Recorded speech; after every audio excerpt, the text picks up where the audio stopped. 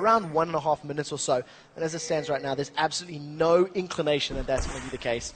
Shook and Mima just trading a couple of love taps there. It's just going to maybe slow Shook a tiny bit down. Lost 100 HP. Not ideal, but not necessarily too harmful either.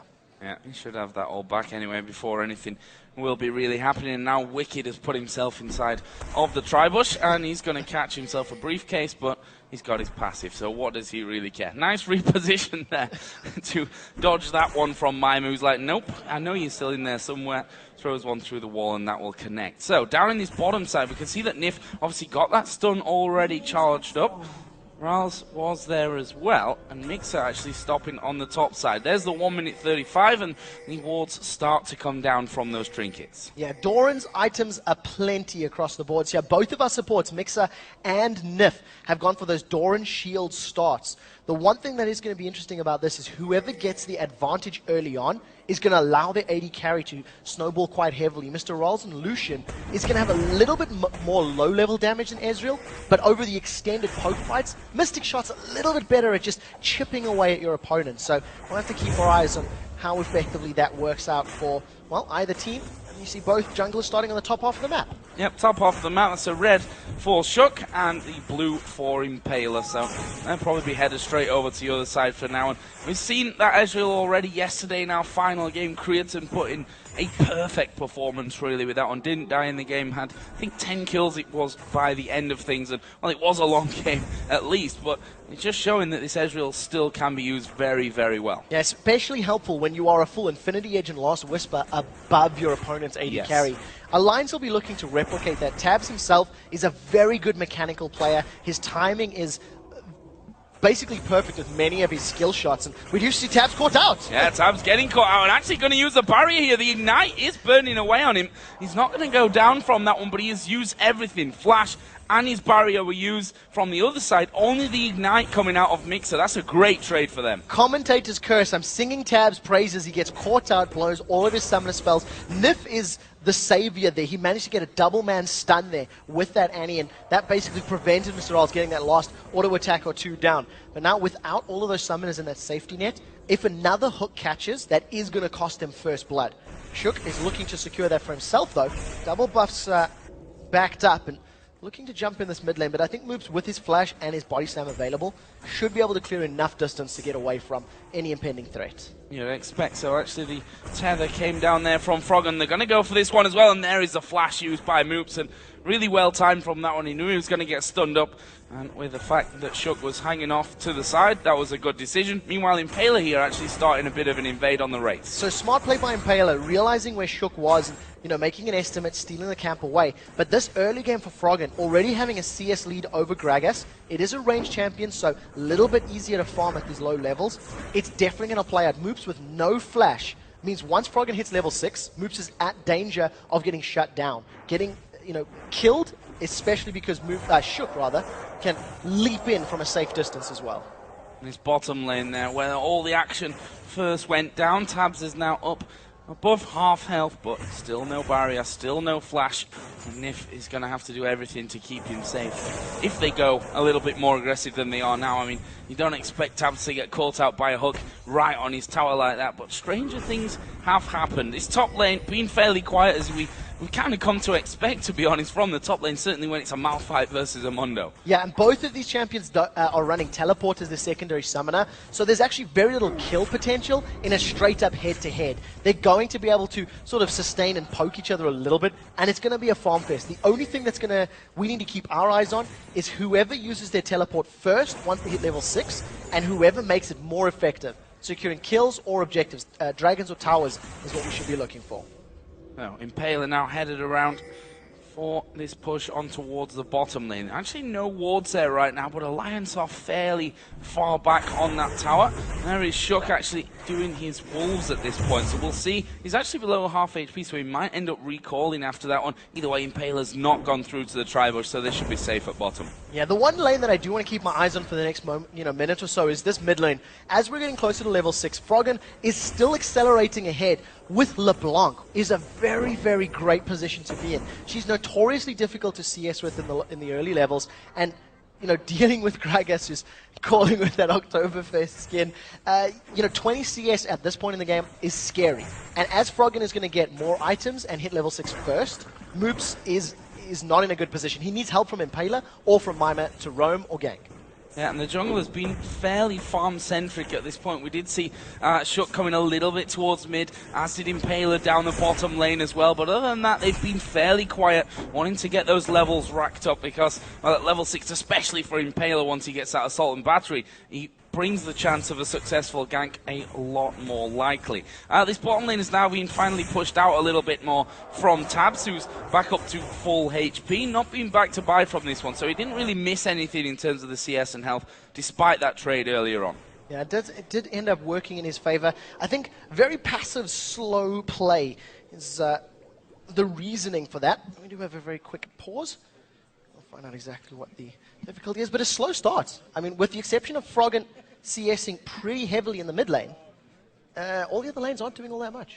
And we can see their alliance on your screens. It actually seems to be a slight problem with Wicked. He's just having his client restart. You see the admins there behind him, making sure everything goes right. It's not as if there's much action going on in that top lane up until now. It's Mundo and Malphite bashing heads and pretty much damaging each other, which will then just be regen back to full HP. Yeah, as is life in the top lane. Neither of the junglers have really made any sort of impact in this early game yet. I think for a lot of the pressure we put on both Impaler and on Shook, I maybe would have expected a little bit more attempts. Shook, he was able to show his face, and that was able to burn the flash from Moops earlier on. But outside of that very brief attempt, not much has been happening. The Alliance looking pretty chilled right now, and they'll be wanting to. I mean, they're 0 for 2 in the LCS right now, and that's part of the focus that obviously is going on here. That they've had that time now overnight to sit down and say, "Look, guys, let's watch those games back. What went wrong for us? What went right for us as well?" Because now, as you said in the pre-game, there were just a few little missteps, misplays here and there, which, if they'd have gone right for them, might have changed the outcome of those games that they played yesterday. Supa Hot Crew in a similar position, though, to be honest. They lost their first game against Roccat, and they'll want to bounce back. They're vastly different situations, and my thinking for this is Supa Hot Crew tried a fast push strategy. They made a very clear, concise decision. We want to run Caitlyn, Nunu. They picked Nunu after Malphite had been locked in. One of the things that makes it very difficult if you're running Nunu Kate is if anybody can get onto you quickly. And once Malphite was locked in, they still responded with Nunu. So they made it very clear, this was the strategy we want. They failed it, and now they have to go back to the drawing board. For a team like Alliance, they need to work on their decision-making, their in-game leadership. How do you teach somebody when to challenge Baron, when to pick a dragon fight, when to fall back to a tower? And I think it can only come with games. And games like this is where they have to start taking notes and applying what they learned yesterday. Oh, this is where they need to start picking up points as Moopsy are going to be in trouble. They're going to dive in. Is this first blood? Oh, great barrel! Shot goes down! First blood did go to Froggen there, though. His last tick took down Moops just in time, but credit to Moops there where it's due, picking up the kill as he goes down. Yeah, phenomenal barrel there from Moops' explosive cast, knocking Shook under the tower, taking more damage than he was anticipating, trading 1 for 1, and when you're 30 CS down, that kill is so useful. Allows him to pick up that Athene's Unholy Grail, return back to lane with double Dorans, got a little bit more HP to survive the burst, and importantly, the mana and the magic resist from that chalice to once again sustain against this onslaught that Froggen is laying down. Incredible start to this one. As you said, a little bit slow from the get-go, but it's games like these that pick up pace so fast. And we'll be seeing that decision-making from Alliance in a little while, I'm sure, once teams start thinking about dragon control. Here is the hook landing on towards Nif. He does have his stun charged up. That'll go on towards Riles, but they are going to go for Nif in this one. He's fallen very low. Riles going to dash in there. Flashes in as well, but he's gone away, and that could mean the death of Riles. Actually, a good play on towards Tabs there from Mixer. He's putting down a lot of damage of his own, and Alliance losing out on that bottom lane. Yeah, that last auto attack just not landing there from Mr. Riles. It looked like he actually even cancelled that one. Afraid of taking too much damage from the tower, backs away, and again, Alliance come out behind Mr. Riles and Mixer.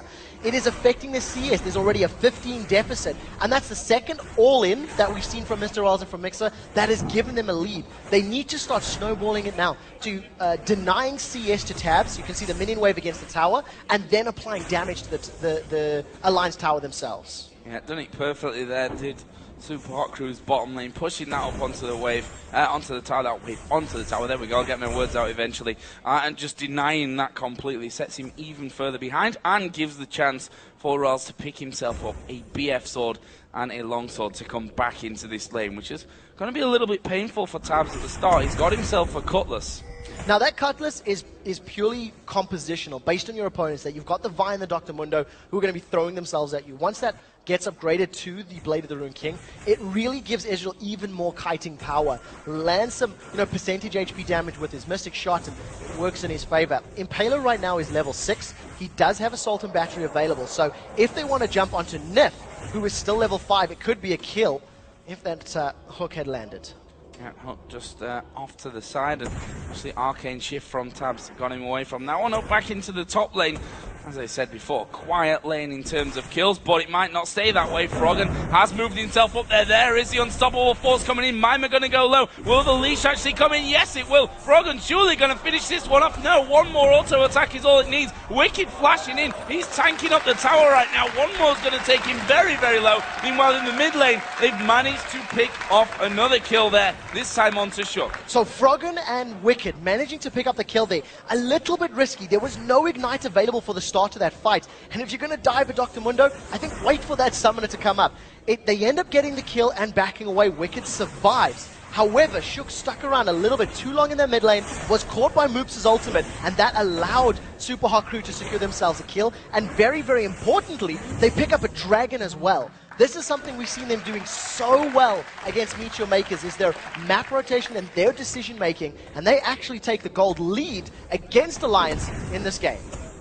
I want to see how Moops really develops in this game, though. That 2-1-0 that is now sat will be a really welcome sign for him. Obviously, close to 30 CS behind in this lane against Froggen's LeBlanc, and if anyone knows how to farm in that mid lane, it certainly would be Froggen. So probably not to be too far unexpected. Let's see that kill in mid again. Yeah, I mean, Shook trying to trade with the level 8 Gragas gets caught by the full combo. And yeah, there's a couple of flashes burned, but I really don't feel like Shook should have picked that battle. It was against the mid laner, that had his ultimate available, had his full combo of spells, and unfortunately for Shook, he pays the price. Froggen has just hit 100 CS. Raw's going to be doing a similar thing in a second. And Wicked's not far behind either, with the makings of that Trinity Force already done here. Phage and Sheen both being collected by him. Now, once that Trinity Force is completed, it's going to make Mima's defensive decision-making a little more difficult, because you've got a good mixture of magic damage, you've got Sheen procs, you've got physical damage. It's a full combo that you have to deal with, and it actually synergizes with Malphite's kit very, very well. He does have the ability to land some splash damage on minions, which makes him a pretty powerful split pusher, and with Teleport, he can join a fight. Now, we are noticing Impaler sneaking his way up to this top lane. Assault and Battery is available, and you can see Mima trading with Wicked. This could be the start of the fight. If Wicked picks it, we are going to see Impaler coming in. Right, Impaler, the side at the back, though, and the ultimate coming out of Mima there, but Impaler has now been able to sneak up onto this top side. Mima at full HP. Are they going to be able to take Wicked down? Here comes the Assault and Battery. Mima going to get in on top of him. Is he going to use that unstoppable force to get away? Yes, he is, onto the tower. Wicked survives. Very smart play there. The burst that's come, there's no burst damage from Super Hot Crew, so they can't shut Wicked down super quickly. He's just going to use that cooldown, gets a nice and safely no death, and he still has a nice sizable CS lead. So we still haven't used seen those teleports being used, and I think this is the time it's going to start becoming apparent. Once the dragon respawns in about 3 or 4 minutes time, we'll most likely see Mima and Wicked needing to position or teleport for those fights. In this bottom lane, despite, if you look at the scoreboard, relatively low kill scores between them, there's been a lot of action going on down there. Alliance forced out a couple of times, and we can see that Froggen is actually walking his way down towards there. But after that last dragon, they put a lot of wards in position, this Super Hot Crew, and they've got full vision of that bottom river. Yeah, very good vision control here from Super Hot Crew to allow themselves to back away in the bottom lane. They are slacking a little bit in the top half of the map, but they're anticipating Shook to come through the tri-bush. It's the only portion of the map that is warded there for Mima. And of course, with his Sadism ultimate, he should be able to get away from the burst. There's a lot that can come down from Malphite and Kha'Zix, but he's playing a little bit risky there.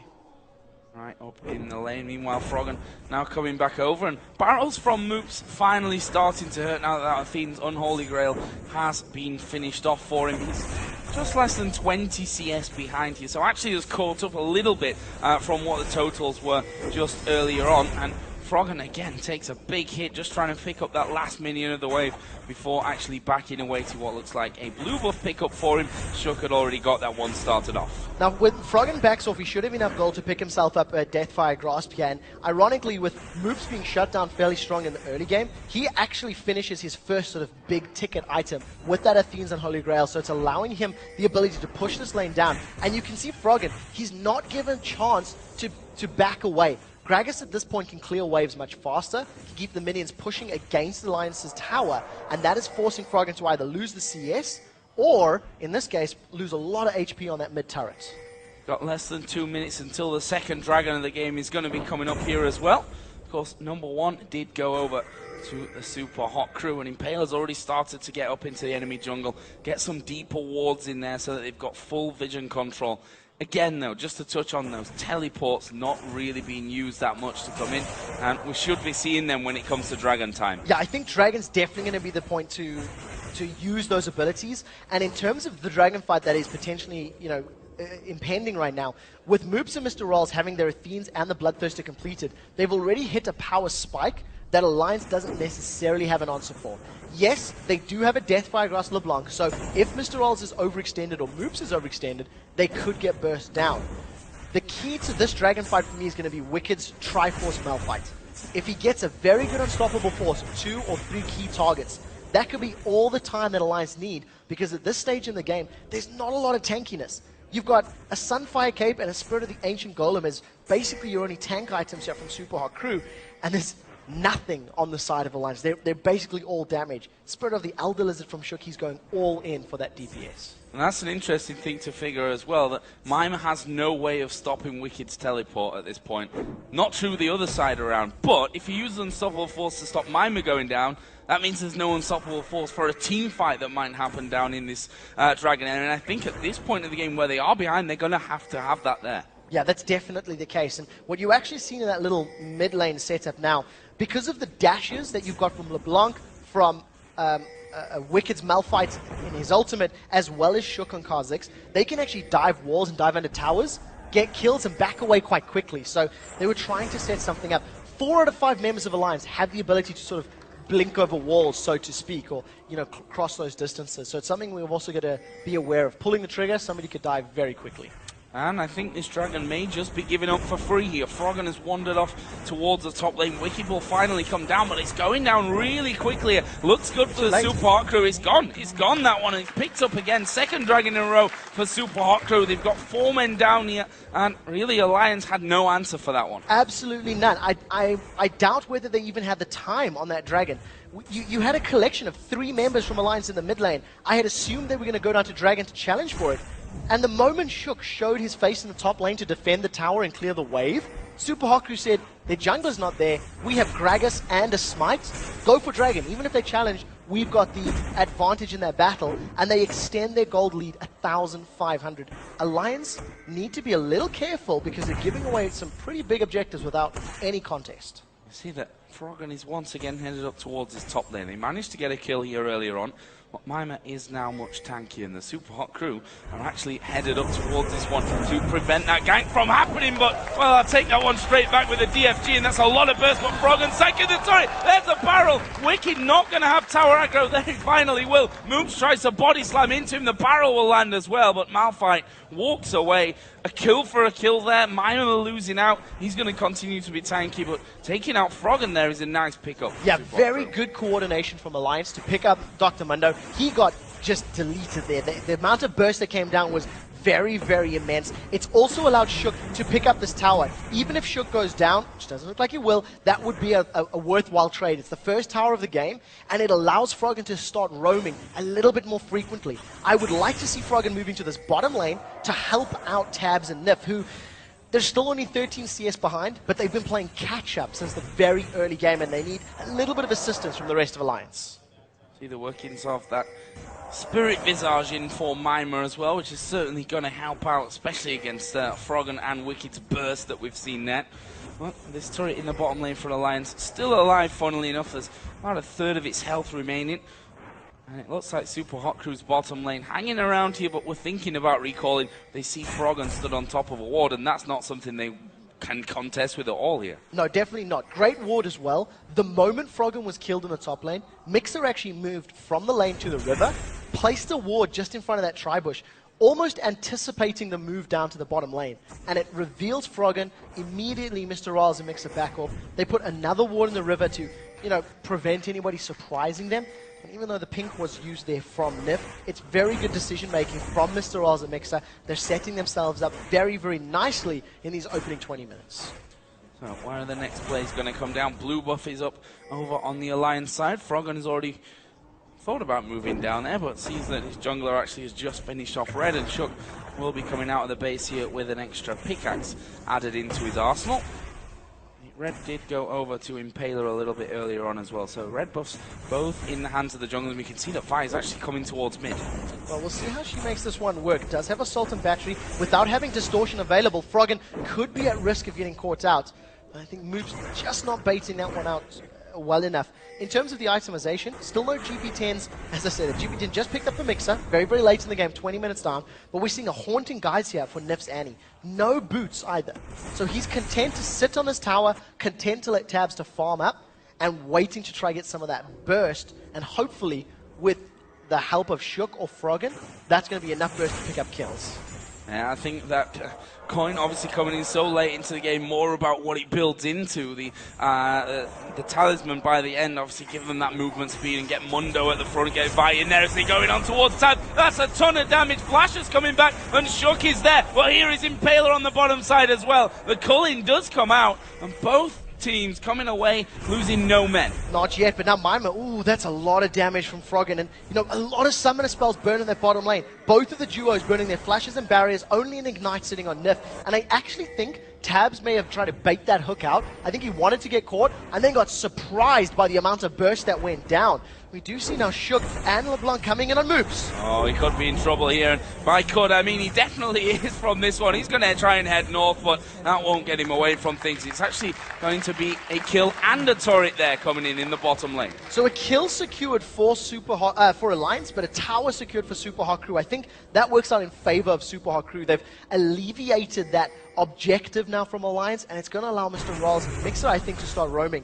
You can see the play that Alliance wants to make. They want Shook and Froggen moving around the map. They want to look for an opportunity where they can fight a 2v2, 3v3, win with a kill very quickly, and then push a lane out. With Dragon up in 1 minute, I think they'd have to roam bottom now. I think they have to apply some pressure, get vision control, and challenge for this Dragon. They can't give up a third one in a row. Well, Nif has already started to get the vision down there on that side. The Trinity Force is already complete as well for Tab, so that makes him feel a little bit more comfortable once these fights come around. The top laners do both have their teleport ready as well, so they'll be able to get involved when that Dragon comes up in 40 seconds time. The one thing we are noticing once again with regards to builds is just the very early Void Staff here from Froggen.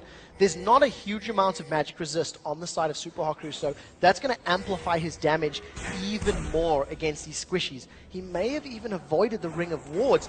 A great lantern there for a Mixer, just revealing his position. I mean, Froggen had snuck himself in there. He'd avoided the pink ward behind the Dragon Pit.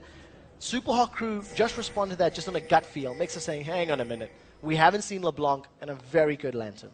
Yep. Making sure that they don't get caught out by that one. If you look at the gold, it's not really much of a difference between them. About 200 it's sat up right now. We've seen already Wicked come down towards this middle lane. So it seems like Alliance want to challenge for this Dragon. That will be started off already. Yeah, they've got better positioning as well because Wicked's here without needing to use the teleport. I don't know if Super Hot Crew can challenge without maybe trying to steal, and they're not going to work. Impaler's actually inside of the Dragon Pit there. He has to flash away from it. In the meantime, Mima takes down the top turret at the same time. Now, Alliance need to make a decision and react to this. Wicked could teleport top to defend, or they could try to do a 5-man on the tower. They've caught Impaler. Caught Impaler out, but Froggen actually missing the lead from that one. They've got positional advantage here, though, and they're going towards Mixer. There goes Tibbets. Mixer falling low. Culling actually coming out, but Mima is there now. The jump actually will get Shook the kill, and they can keep going for this one. Actually, it looks like they want to keep them away more from that mid lane to get the push in. This is a smarter option indeed. If Alliance can get the tower, that's what counts. Mima is about to run out of his ultimate, is still very tanky and scary, and even with that kill, Alliance need to back away. The threats are Moops and Mr. Rolls, and they weren't able to shut them down. But a nice win, considering Super Hot Crew initiated. They burned the teleport for that, and Wicked still has his available. Yep, and this tower, they need to protect this one though, Alliance. They can't afford to just back straight off from this. Moops is able to keep them fairly far away from it. And we can see that the bottom lane is actually pushed heavily as well on that inner turret. Yeah, Alliance needs to send somebody there to respond to it, or try to wait for Tabs' True Shot Barrage. Allow that to try and push out the minions. Wicked has already taken the duty of defending the top, and ironically, after the fight, after Alliance trying to push mid, they lose their own mid outer turret. And that's definitely not something you want to be seeing.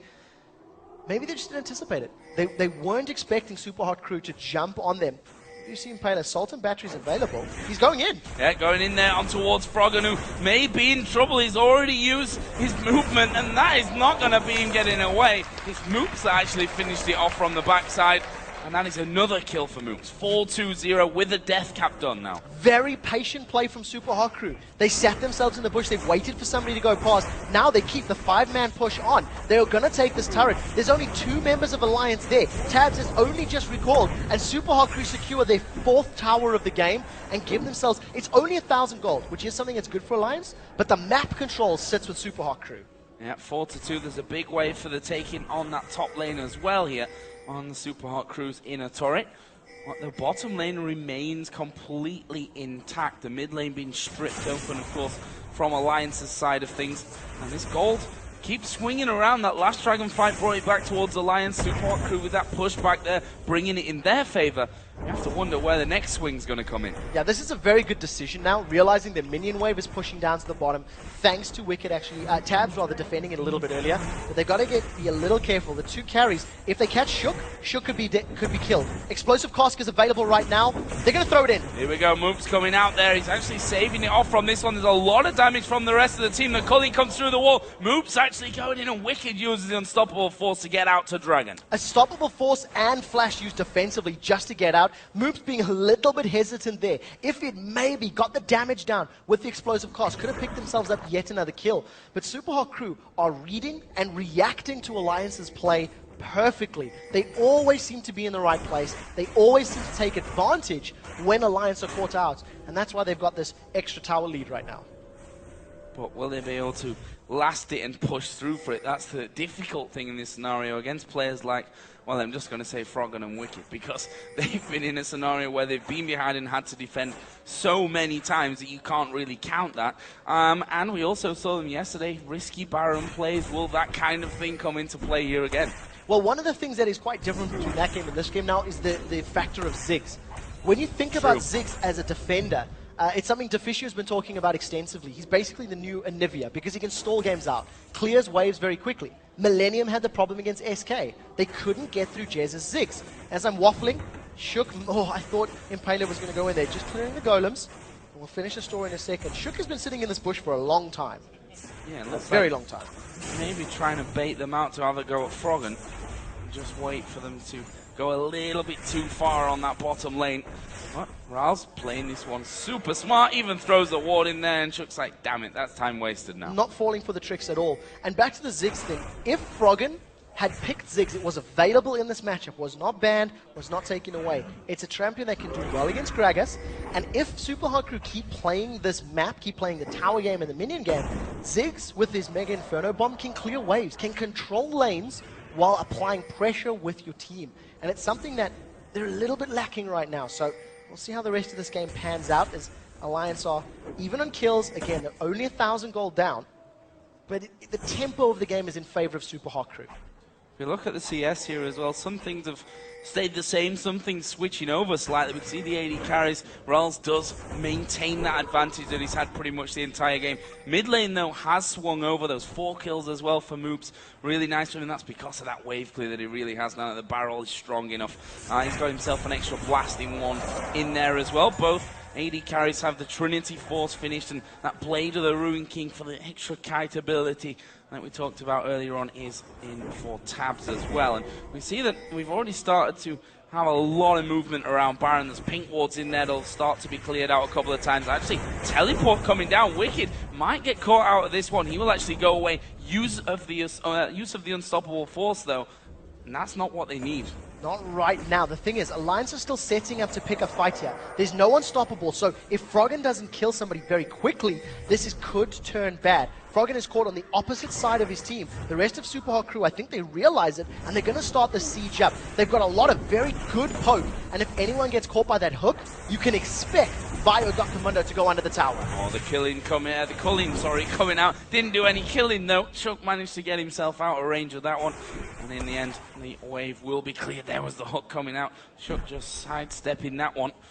And they have to wait here, because if they get into a fight without unstoppable force, you have to feel that Super Hot Crew are going to have not just the advantage, but quite a large one. Yeah, definitely the case. I think for Alliance's combination to work, they need to stun and hold in place multiple members so that Kha'Zix and LeBlanc have the time to kill them. There's two things I want to touch on in the items. Is we have 3 sweeping lenses on the side of Alliance and an Atma's Impaler that has been picked up by Wicked. He's really committing to this mixed damage type of build. Atma's Impaler is going to give you a decent chunk of AD based on your total health. You do see now Froggen caught out. He goes on Impaler, doesn't catch him though. Impaler's gone very deep from this one. Actually, he's going to come over with a lantern into the rest of the team. There's a barrel right down the middle. Shook is going to fall. That's 1 kill apiece right now though. Rawls is actually chasing down on towards Nif on the bottom side. That should be a kill for him. Will get it actually finished off. 2 kills now. Can they chase in? Wicked. He's got his unstoppable force in. Will go in there with that one. Moop's coming back into the fight. Wicked is still alive, but incredibly low. Mr. Rawls picks up himself a 3rd kill of it, and that will be a 3 for 2 for Super Hot Crew. But will they go back now towards Baron? This is the exact person we were talking about in the pregame. We wanted to see Mr. Rawls in a position where you can get fed and make an impact in the game. 3 kills in that team fight because Alliance were out of position. They were a little bit spread throughout the jungle. The chain did not catch on Impaler from LeBlanc. He threw it out and it didn't connect. This is the exact moment I'm talking about. If that burst had landed onto Impaler, it would have been a little bit of a silence, more damage, and maybe could have got an earlier reset for Shook. Shook in between 4 members of Super Hot Crew, you're not going to be able to survive that. It's basically just cleanup. Super Hot Crew have got more members here. They're tight and knit. They can stick to single targets, and they just shut them down. Good effort by Wicked to at least pick up a kill on the way out. But fact of the matter is, Alliance should not have started that fight unless they were all together and could kill that target. The fact that Shook jumped in after Impaler was still alive, it was questionable. I think they should have backed away. Now we are 30 minutes into the game now, so let's take stock of things overall. 8-7 in kills, 4-3 in turrets. Close on that front, but the gold, currently a 3,000 advantage for the Super Hot Crew. We can see that they've started off Baron Nashor, but the wards put in by Wicked at the back will signal an instant retreat. Yeah, he just got his unstoppable force available as well if they wanted to use it. Once again, Alliance is split up. Wicked's been caught! He's been caught, and that unstoppable force finally coming back off cooldown. He actually flashes out of range, comes back in. Here comes Shook as well, diving across, but the barrel pins him to the wall. Tabs is at the back as well, but Mima is regenning like no tomorrow. There was the active use from the Blade of the Ruined King, but Nif will fall, and they could keep going from this one as well. Tabs does manage to get away, but how far away as a briefcase lands? Triple kill again for Mr. Rawls, and that's 4 men down on Alliance's side. Back-to-back triple kill. Super Hot Crew thinking about chasing Froggen, realizing we've got tanks and there's an exposed inhibitor turret. They're going to pick up their 5th tower of the game, and they're going to grab the inhibitor. Froggen gets out, but he can't even kill Mixer. If a LeBlanc is unable to kill a support at this stage in the game, you're going to have a bad time. You need to be able to remove a member of your opposition team and then win with superior numbers. And Froggen is just trying to delay, just trying to prevent them getting more objectives. Yeah, and you can see they're a little bit scared of backing off towards that Baron. As they were pushing in, there was 20 seconds on the spawn timer. Not really a huge amount. It's enough, though, for them to get in there and take down that inhibitor, though. Well, we'll see how Alliance respond. Froggen taking a massive chunk of damage there. He's got no real additional magic resist here. He's gone full aggression on his itemization. And over on the other side with that Void Staff and the Rabadon's Death Cap, Moops is hitting very, very hard. Alliance are now 7,000 gold down. They've got super minions pushing the mid lane. They have very good waves pushing top and bottom. But when you've got to play very defensive duty now, you're not able to push these lanes quite as well as you were hoping. No, it's going to be all about the Baron dance here for a while, surely. As the Dragon's coming up in 2 minutes, definitely not a bad pickup this far into the game, though. Definitely not at all. It's a decent chunk of gold, scales with your champion level, of course, and I think, you know, gold is going to help Alliance, but what they really need to pick up is just better positioning.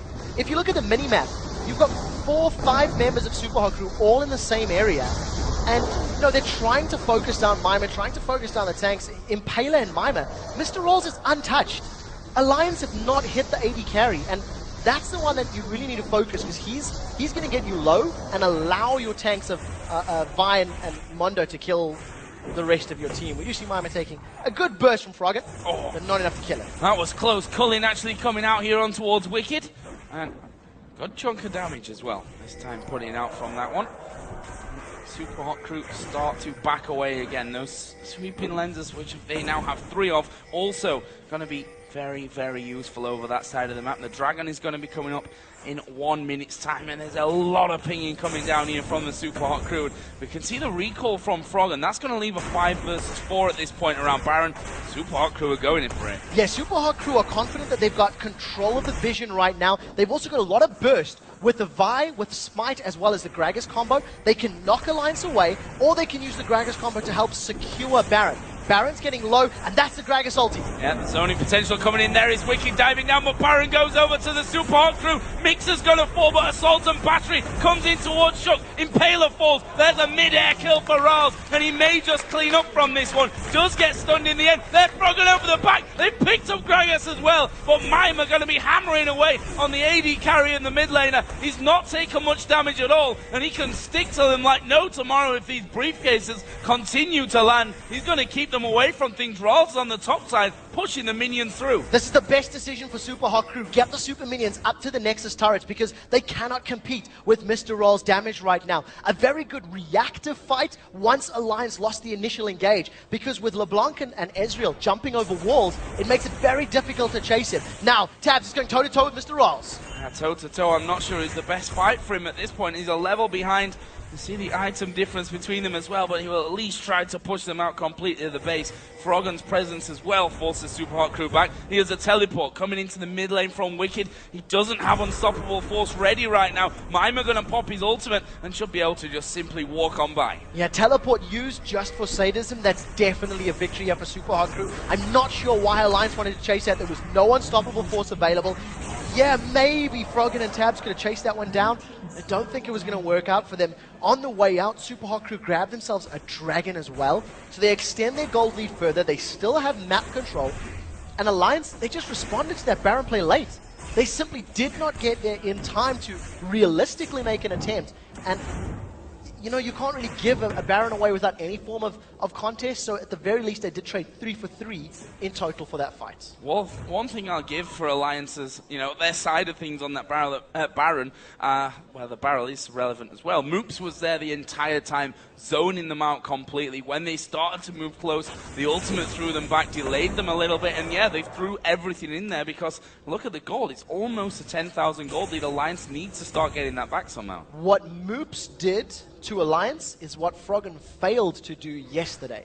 He attempted to use his Gragas barrel to knock the opponents away and thought that they were out of smite range. And all of a sudden, Cyanide just hops back over the wall and steals that Baron.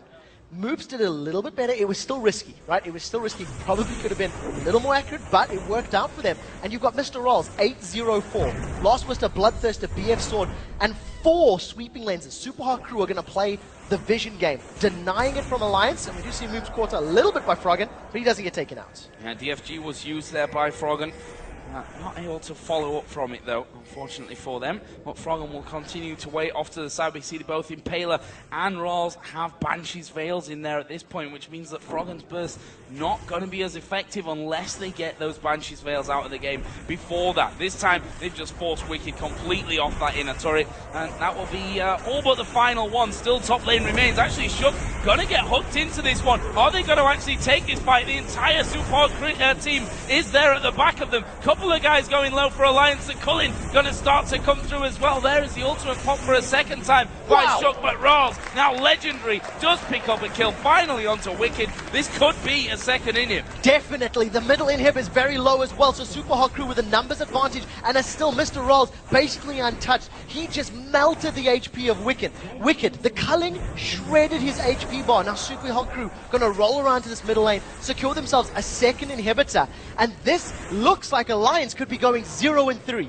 Well, Mixer's just gone down. Tabs actually chased him out, but the rest of SHC were on the inhibitor. Mima here gonna be getting slowed down and caught out, but there's a big barrel from the backside here from Mook. That will take out Frog, and all of a sudden it's 3-on-3 again. Are they gonna be able to get him dived in from Shook? But Mooks has survived it. No! The jump came in right at the very end. It was in fact a flash from Shook as he tried to get the kill and did get the kill, but that now leaves a 2-on-2, a big tank and an AD carry against Annie and an AD carry. Either way, Super Crew have decided that's enough for enough, and they're going to go towards his top lane, a bit safer for them, and that will eliminate everything on the map outside of Alliance's base. Massive death timers is going to make defending now a little bit more difficult. They've only got one inhibitor standing in that top lane, with super minions in the middle and the bottom, and 4 sweeping lenses on the side of Super Hot Crew. They're just going to roll through the jungle, deny all of the wards that have been placed out, and once again set themselves up for a siege. Super Hot Crew can go to the top lane, group up as a 4 and a 5-man team, allow the minions to push the rest of the lanes, and the moment somebody responds to those double super minions, that's when they pick the fight on the inhibitor. Super Hot Crew, they have to make a monumental mistake to lose this game right now. Rawls has 2,300 gold to spend right now.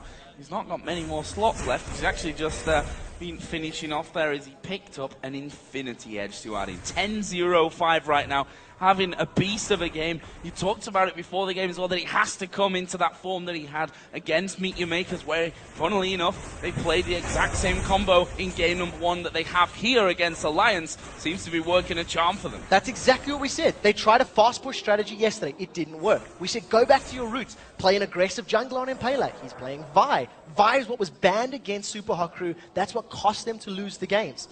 This is the exact same composition they've run multiple times. It's what they used to beat Meet Your Makers, and it shows. Their decision-making on towers, their decision-making on team fights is good. And, you know, if you go all the way back to the first few Dragons, Alliance didn't challenge. Alliance didn't compete for Dragons 1 and 2. I think number 3 as well. Wicked recalls from the bottom lane, and as we talked about, Super Hot Crew now with a 5-man stack, going to wait for those super minions to do the work for them. They're just going to stall out here on top for as long as possible. And how do you really hold out on this one? You're going to have everything being thrown through onto those barrels, the cleavers. You're going to have Lucian hammering away as well. It's hard to stand on this turret and avoid all the damage that can be thrown in here by the Super Hot Crew. Right now, the minions do start to push through. I mean, they've got a bit of poke back for themselves here. Tabs in particular, who's definitely hitting pretty hard at this point. But can they sustain that defense? Once again, I want to reiterate, if Ziggs had been here defending, the wave clear would have been stronger. There's not a lot of wave clear from Alliance. You can see Super Hot Crew just getting auto attack after auto attack. They're relying on the missiles from Ziggs, as well as some of the respective splash damage from the rest of the team. Look at the mini-map. There is an immense number of super minions pushing this bottom lane. And Super Hot Crew, if there was a time to fight, it should be now. This is when they need to pull the trigger and go in. It is decision time here, surely, for Alliance. Who are they going to send down there? They've got Tabs moving in. He's actually doing a good job of taking him out, but this turret in the top lane, down to half HP right now. Is the fight going to come down? Look at the calling onto Nif. Loses half of his health instantly, and the Super Hot Crew are going for it. They're going to try and push down the final inhibitor turret. Wicked caught up with the box. Will they try and finish him off before he goes back? He uses Unstoppable Force. Barrel comes in as well. Nif goes down straight away, and this is surely going to be game here for the Super Hot Crew. Shook gets one. He will be allowed to then jump away. Well, that means no defense for Alliance, and the Super Hot Crew make a miserable first 2 days here for Alliance and pick up their first win in the LCS. They have done it, and they have done it convincingly. From the moment the mid-game rolled around, Super Hot Crew demanded attention. They pushed the lanes, they controlled the Dragons, and they have taken Alliance out. It's the 3rd time we've seen the looks on these players' faces. And the way that it's going for them, it might not be the last either. I mean, Super Hot Crew